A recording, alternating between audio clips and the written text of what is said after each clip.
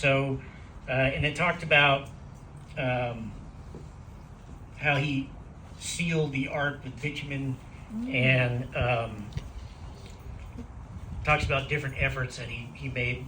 This is all in this tablet, and then he talks about how he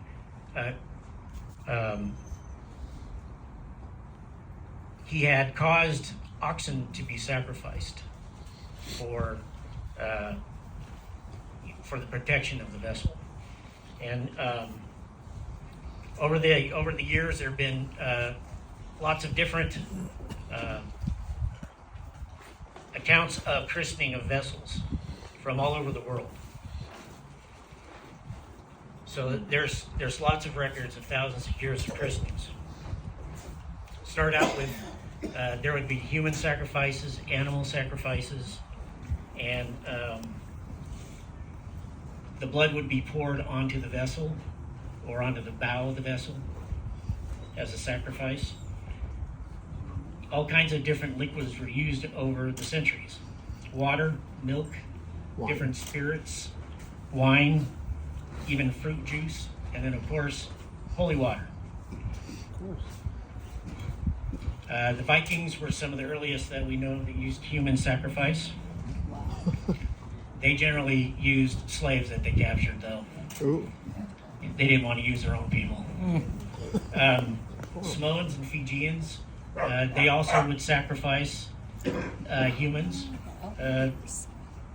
for their canoes.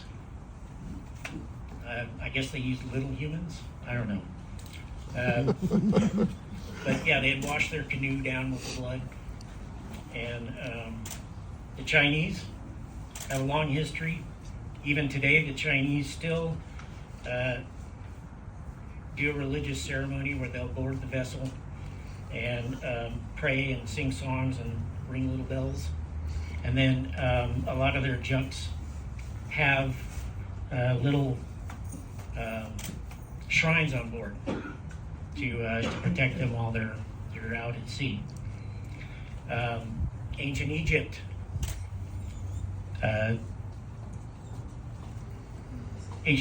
did, there's records of them also sacrificing to their many gods.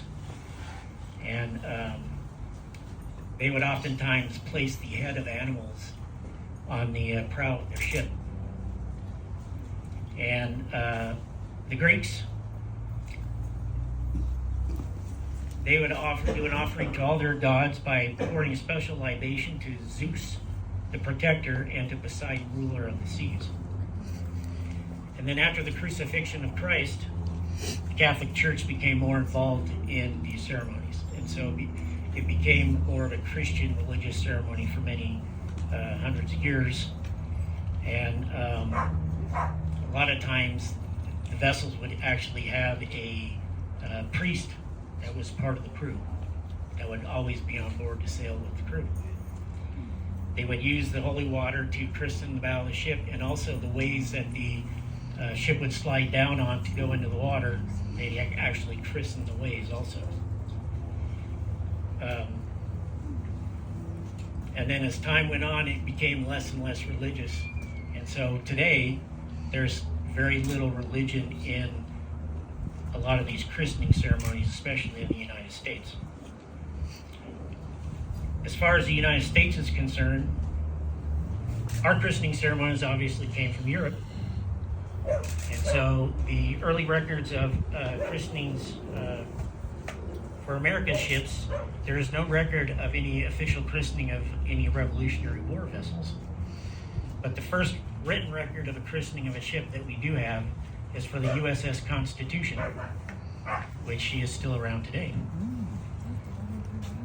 They say that it took 3 times to christen her. I guess the first 2 times it wouldn't slide down the ways, and so they had to do it a 3rd time. But I've heard they did it twice. I've heard they've done it 3 times.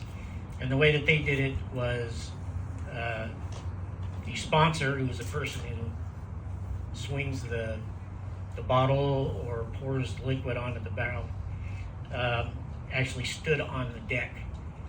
And as it went down the ways and it went to hit the water, then they struck the heel of the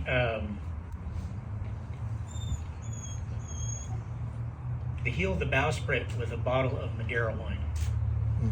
And so that was the first recorded christening of a U.S. Navy vessel. And there was really, for all through the 19th century, there was really no set way a ceremony was performed.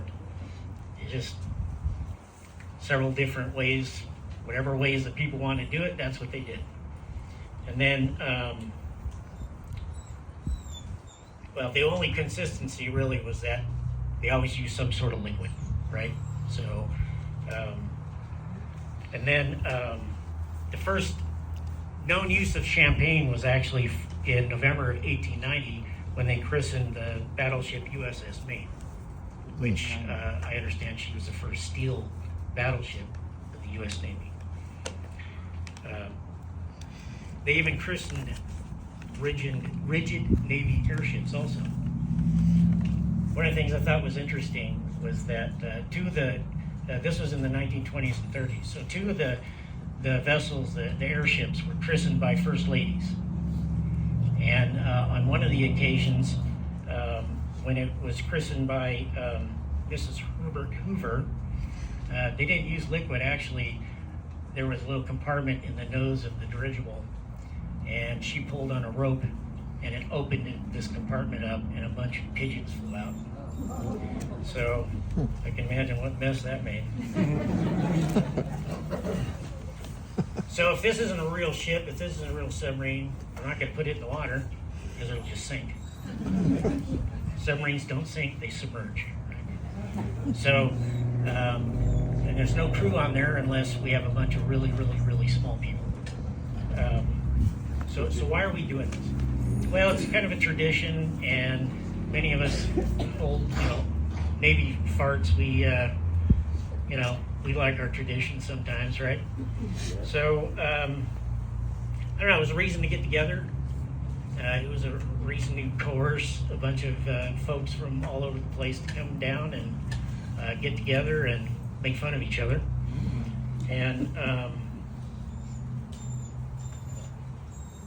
one of the things with submarine force is that the crews are a lot closer knit than on surface ships. You're on a ship that's extremely dangerous, and anything can happen. The estimates are that since the end of World War II, there have been about 600 submarine sailors that have given their lives in service of the submarine force. So obviously there's an issue. It's dangerous. It's dangerous all the time. So today really is about camaraderie. It's about our shipmates and about the things that we accomplished. And it's about just about submarine service, really. One of the things I wanted to mention was that this is all part of a national organization called the United States Submarine Veterans. It's been around since about 1963, I believe. And it was formed by some of the guys that were part of the World War II submarine veterans. And part of our creed is to perpetuate the memory of our shipmates who gave their lives in pursuit of their duties while serving these.